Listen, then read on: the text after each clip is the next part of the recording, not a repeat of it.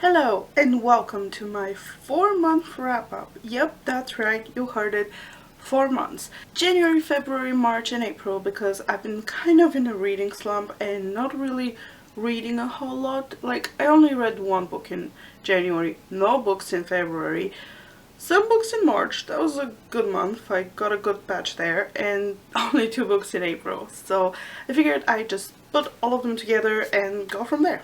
Starting at January, the only book that I read was The Soup Cleanse, a revolutionary detox of nourishing soups and healing broths from the founders of Soupure, Angela Blattez and Vivian Bella, which is a book that, yes, it's nonfiction, and I was really excited to read it. I really love the philosophy that it has. I was super excited to do the cleanse, and it didn't turn out quite as I thought it would, but that was probably something I did. I mean, I want to cook all the recipes and try all the recipes out because some of them really were very interesting, but it wouldn't be in like a cleanse thing. It would just be like a random soup here, random soup there. So yeah, like I said, I read no books in February. That was just, yeah. But in March I started off on a good note with Eve and Adam by Michael Grant and Catherine Applegate, and then I followed it with a short story called Love Sucks and Then You Die, which is like a short prequel story to the book. I actually got this book last year, and I think it did come out last year, and I haven't really wanted to read it until now, and I'm glad I did because it was very interesting.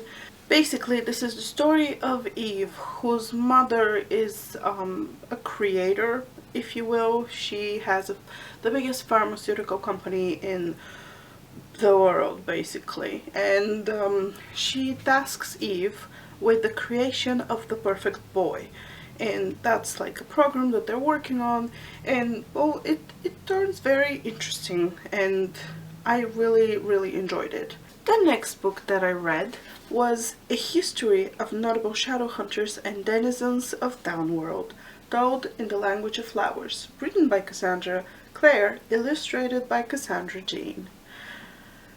Yes, it's another book in the Shadowhunter world, which I was super excited about, and I love the way it looks.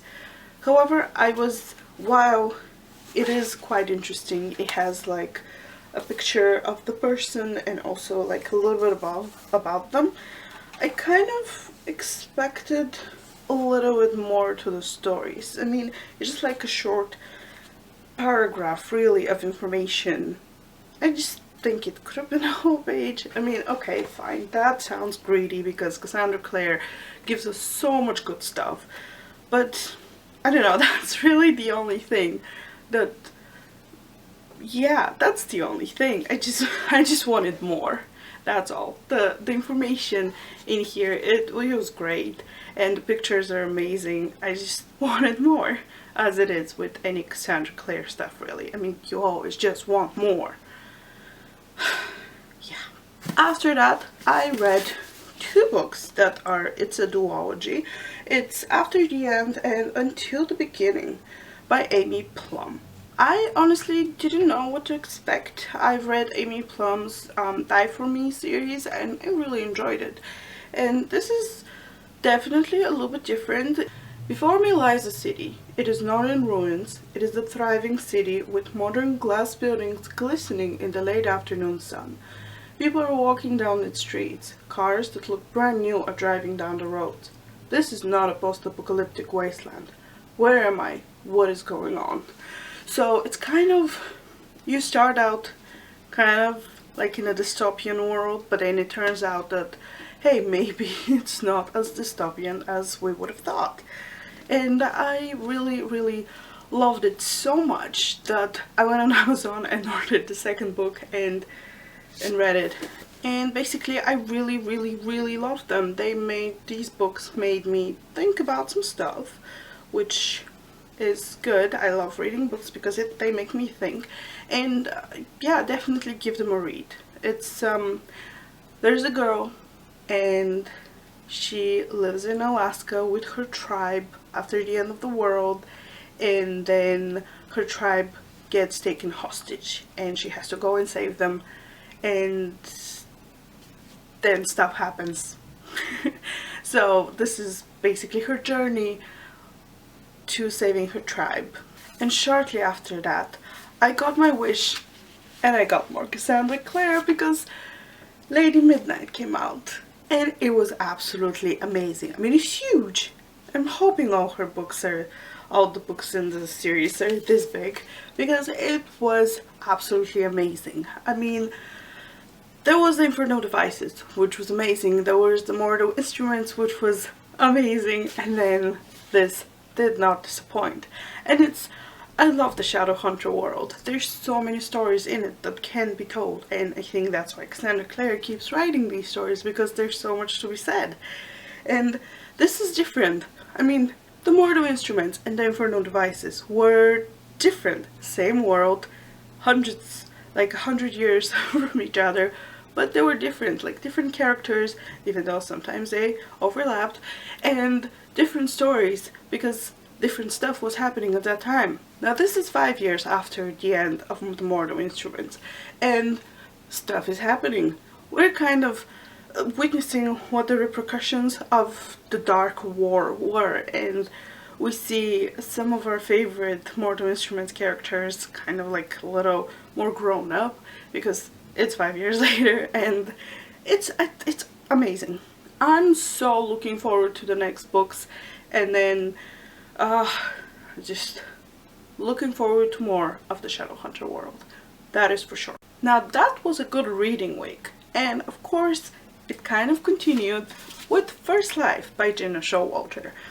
Now this is a story about a world where the life that you live is basically a dress rehearsal for the afterlife.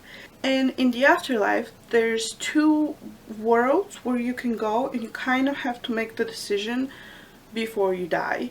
And that's Myriad and Troika. And the main character here, now, she is in an asylum, apparently, because she's crazy, because she doesn't want to decide, or she can't decide, and she's just taking too long to make her decision. So her parents sent her to an asylum so they can convince her to make her choice, and well, to choose the world that they're going to. And well, she can kind of see like good stuff and bad stuff for both worlds, so she can't make up her mind basically which world she wants to go in after she dies.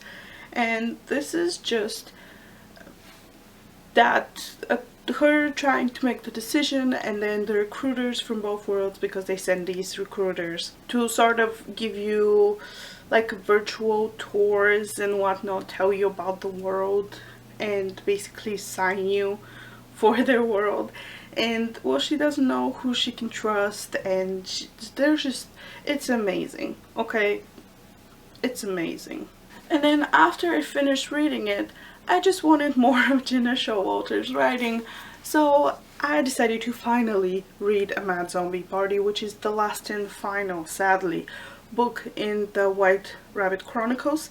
Now, I absolutely loved the first 3 books, so when I found out that there's a 4th book, I was super excited.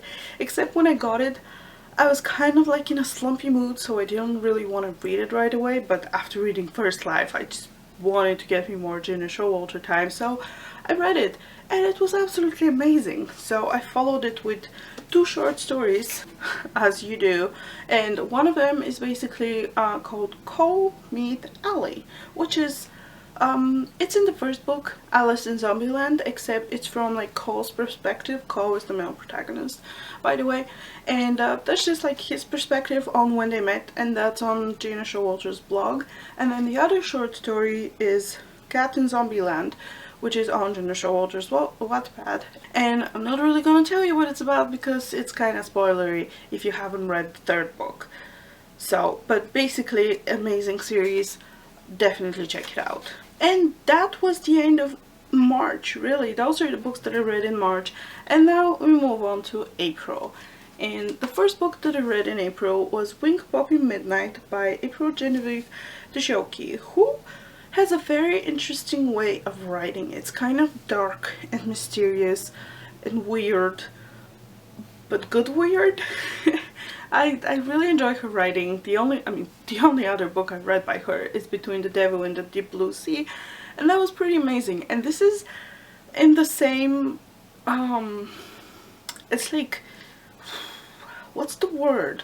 It's written in the same sort of way, where it's dark, mysterious, and weird, but the good weird, and you don't know what's gonna happen, which is amazing, because it's very hard to surprise me these days about what's gonna happen in a book, and she definitely does every time.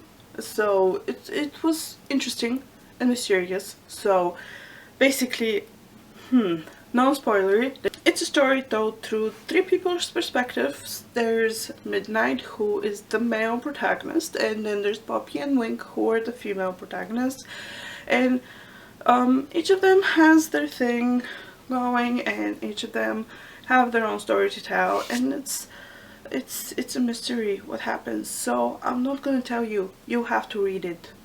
And that leads me to the last book in this little wrap-up, which is Deliciously Ella, written by Ella Woodward. Basically, Ella Woodward is a blogger.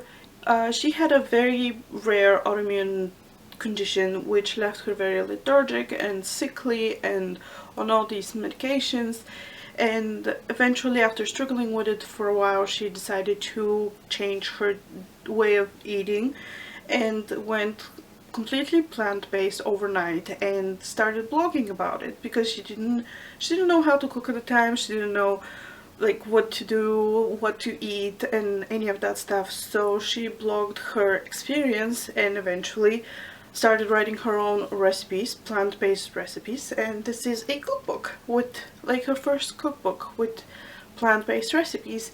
And I got, well, there's a story behind how I found out about her, because it is not from her blog, and there will be a video specifically on her books. There's this one and one more that I'm currently reading, and I will talk more about them in a separate video, so make sure to check it out when it comes out. But I really like her philosophy, and I really love the recipes. I've tried a few of them so far, and I want to cook my way through them, so that will be an interesting experience. And yeah, I really liked it. So these are all the books that I've read so far this year. Yep, it's 4 months in, and I've only read 1, 2, 3, 4, 5, 6, 7, 8, 9, 10 books and 3 short stories. But yeah, hopefully the rest of the year will be better, because I'm behind on my Goodreads reading challenge, even though I set it up for only like 1 book a week, because last year I did not read a lot. So anyway, this was my wrap up for the 4 months that have gone by so far in 2016. I hope you enjoyed it, and let me know down in the comments if you've read any of these books, or if you want to read any of these books. By the way, that's a complete side note, but I'm going to PEA this year. I'm super excited because it's just next week. I can't wait. Well, that's it for now. Hope to see you around. Bye!